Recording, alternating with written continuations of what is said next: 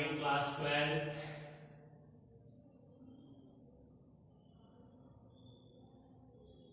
आज हम formal invitation जो है उसके जो रिप्लाई है, रिप्लाई जैसे कि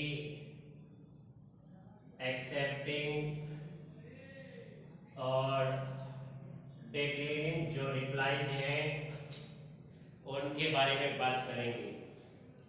एक्सेप्टिंग और डिक्लेयरिंग, इनकी फॉर्मल इनविटेशन जो है उसका एक्सेप्टिंग रिप्लाई क्या होता है और डिक्लेयरिंग रिप्लाई क्या होता है, क्योंकि आपकी परीक्षा के अंदर केवल रिप्लाईज ही पूछा जाता है इनविटेशन के टॉपिक में। तो देखिए सबसे पहले हम इधर हेडिंग डाल देते हैं फॉर्मल एक्सेप्टिंग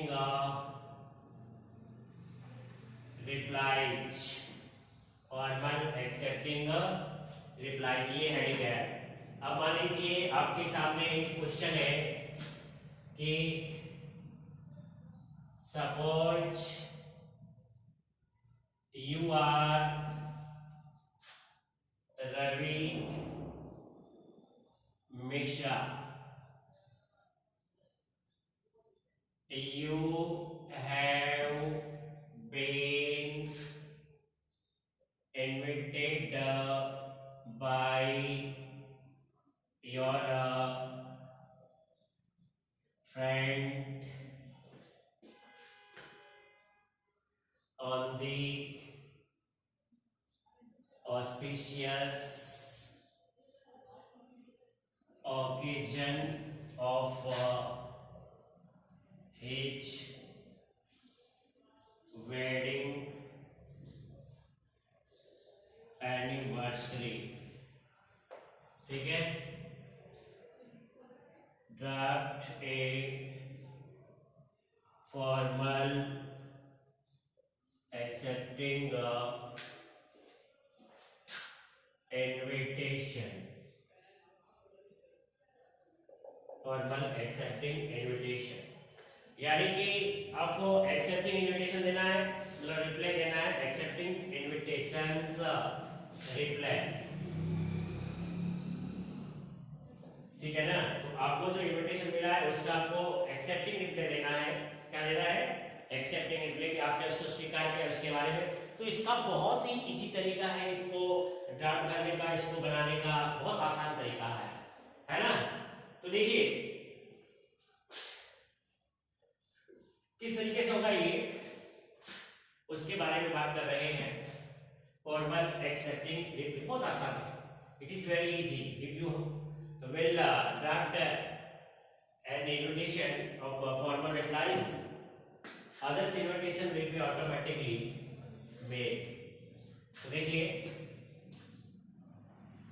आपने ये हेडिंग डाल दिया एक्सेप्टिंग रिप्लाई। अब इसके लिए आपको बॉक्स बनाना है। क्या करना है? बॉक्स बनाना है, छोटा सा बॉक्स बनेगा। अब कौन लिख रहा है? मिस्टर रवि शर्मा लिख रहा है अपने मित्र को, क्योंकि उसके मित्र ने उसको वेडिंग एनिवर्सरी पे इनवाइट किया है, तो वो उसका वापस रिप्लाई दे रहा है, स्वीकार करते हुए कि भाई आपका इनविटेशन मुझे स्वीकार है। तो देखिए mister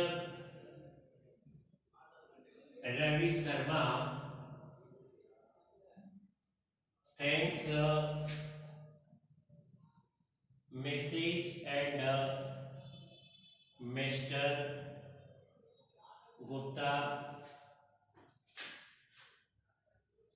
for their kind invitation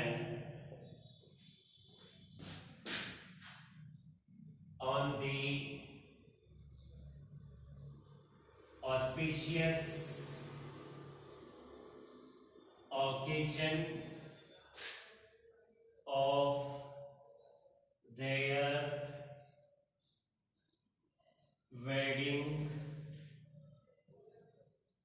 anniversary on 5th January 2021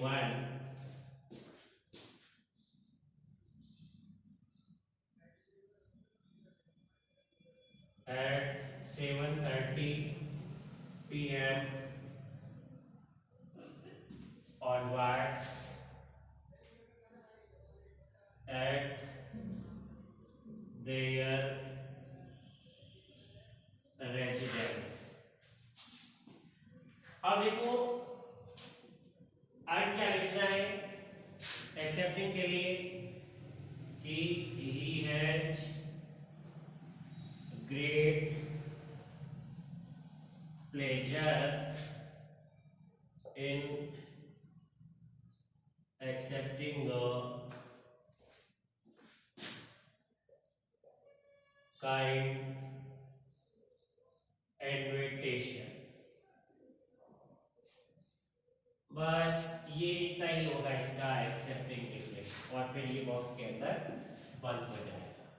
अब देखिए कि Mr Ravi Sharma thanks Mrs and Mr Gupta for their kind, क्योंकि मिसेज एंड मिस्टर गुप्ता ने उसको इनवाइट किया था तो वो वापस वो किसको इनवाइट किया था, रवि शर्मा को।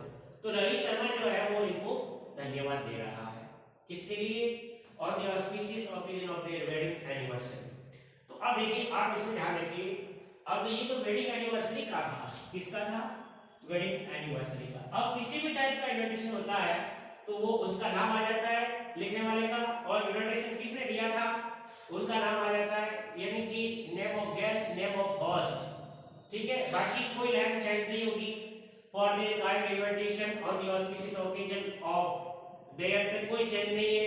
फिर जैसे कि बर्थडे सेलिब्रेशन है तो बर्थडे सेलिब्रेशन आ जाएगा, अब किसका है उसका नाम लिख देंगे, डेट वगैरह जो होती है वो लिख देते हैं, ऑनवर्ड्स एट द रेजिडेंस या होटल जो भी है, और इस लाइन में भी कोई परिवर्तन नहीं होगा। ये ही आया है मिस्टर रवि शर्मा के लिए।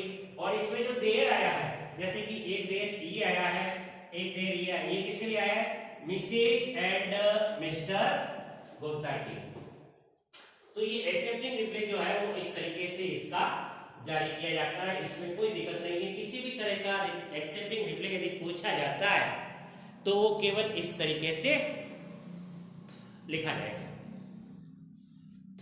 समझिए आप मेरी बात को, ये एक्सेप्टिंग रिप्लाई जो है वो इस तरीके से लिखा जाता है। अब मान लीजिए मिस्टर आशीष गुप्ता किसको मतलब थैंक्स दे रहा है, जैसे कि मिसेज एंड मिस्टर कुलकर्णी को, किसके लिए, kind invitation on the auspicious occasion of their son Rahul's first birthday.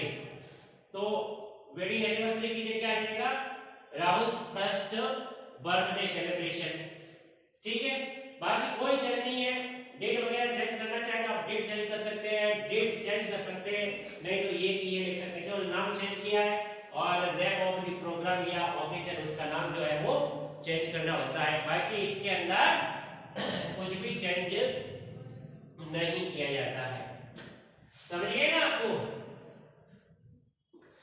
इस तरीके से इसको बनाना होता है, कोई चेंजेस नहीं है इसमें, किसी तरह की कोई डिफिकल्टी नहीं है, केवल थोड़ा सा याद रखना है, नॉर्मल परिवर्तन जो है उसके बारे में आपको ध्यान रखना है, ठीक है ना, ये बात है।